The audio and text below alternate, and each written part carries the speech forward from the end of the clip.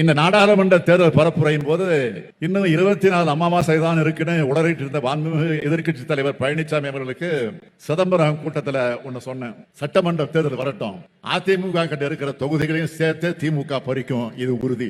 தானவத்தில் சொல்லல, தமிழ்நாட்டு மக்களுக்கு நாங்க செய்ய போற நன்மைகள் மேல நம்பிக்கை வச்சு சொல்றேன்னு சிதம்பரத்தில் பேசினேன். பழனிசாமி அவர்களே, இப்ப 39 நாடாளுமன்ற தொகுதிக்கு உட்பட்ட 234 சட்டமன்ற தொகுதிகள் வாரியாகத்தான் வாக்கு எண்ணிக்கை நடத்தப்பட்டுச்சு.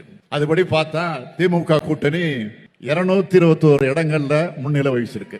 அடுத்து இன்னும் கொஞ்ச நாள்ல விக்கிரவாண்டி இடைத்தேர்தல் வர இருக்கு.